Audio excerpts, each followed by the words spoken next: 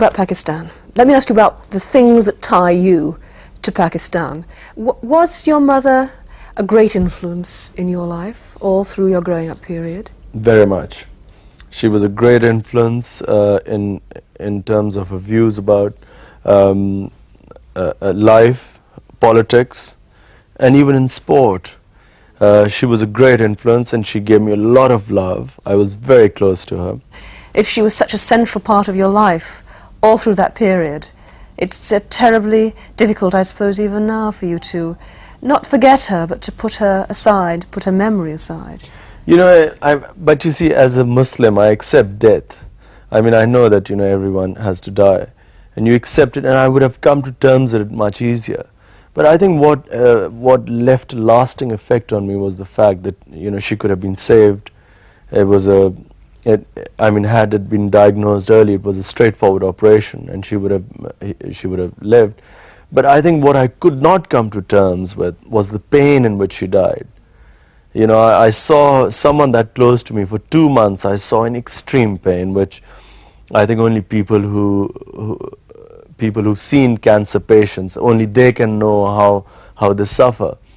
And I think that suffering and watching her die, that sort of touched me very deep, and it changed it was like a watershed in my life. You did an amazing thing the other night, and you pulled in a tremendous number of celebrities, beautiful women, but that was the first time you'd ever stood up and said, I want you to help me to raise money. It was the first time you'd ever appealed to any of your friends to come forward and do that for you. Outside Pakistan, yes. In Pakistan there was a big response, but outside I wasn't confident, you know, I wasn't sure how people would react to a hospital in Pakistan. My main idea was to tap the Pakistanis living in Britain. Your mother said something about she didn't want you to bring back a Western girl as a bride to Pakistan. Yeah, well, I was 18 then, and she was scared that if I marry a Western girl, she thought that either I would live in England, or I would come and bring her back, and eventually she would again take me back to England, or I would have a broken home, because the interracial marriages have not had a very good record. It's difficult for Western women to live there, and so that was her main argument. But every time you went home, did she have, or your family, did they have lined up for you a whole lot of girls who you had to go and see and look at and think about and all of that, or not? How did it work? Well, you see, I grew up in this house where I had 4 very independent, educated and strong-minded sisters, and a mother who was again very strong-minded. So, you know, they never agreed to one girl. I mean, I never remember that, you know, recently my sisters we had all my sisters who all over the world, we got together recently. And suddenly they started giving me hell. Why aren't you married? You know, you're getting old and all this. So I had to tell them, I said, look, have you ever suggested a girl to me? And yet, you see, the public sees you with a long line of very beautiful women, ranging from Emma Sargent, Susanna Constantine, Denise Lewis, and they think, how do they handle it? I mean, how do the women you've known handle the fact that you will probably one day go back to Pakistan and have an arranged marriage? You probably will do that still. How have they coped with this? Well, for a start, I don't know. I mean, I don't know how they cope with it. Most of these people you're saying are not really my girlfriends or anything. They were just friends. So they'd never had to worry about decisions about my marriage. You say you never come close to an English girl here, close enough to think about marriage? I suppose I came to one girl who I came quite close to marrying, and it didn't happen. Who was that? That was Emma. And then, you know, since then, I haven't even thought of marriage. Are you sure? Very sure.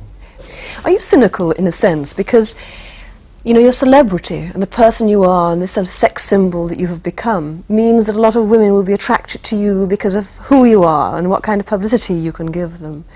Is that something that kind of annoys you, bothers you, frustrates you? Well, a lot of it is very funny because, you know, I mean, you can't take it seriously.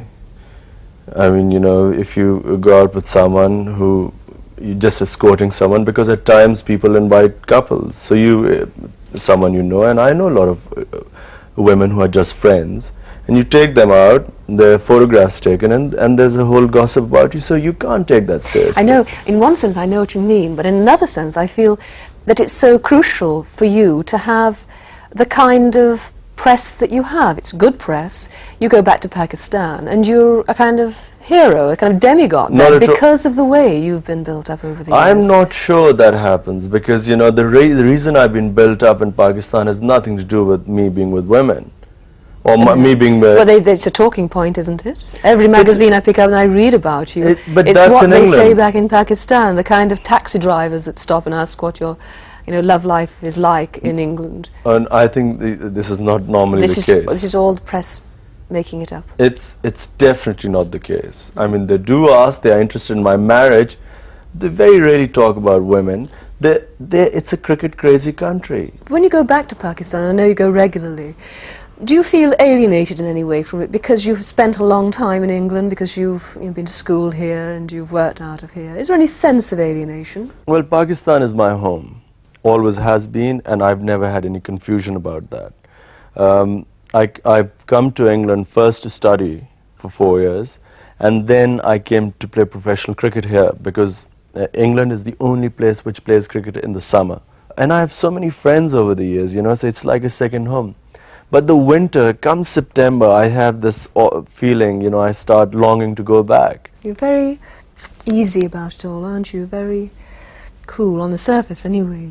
So tell me how you relax. How do you unwind? For me, I suppose if I'm really run down, I would like to go away in the wild. Just camp out for a while. I think that probably relaxes me more. It sort of, if I'm really run down or I'm drained mentally, I think that probably gives me more energy and staying power. It sort of vitality. I'm again fresh again. I went away in August to the mountains in Pakistan, and I think I came back so fresh and so live, and I'm ready to go back again now.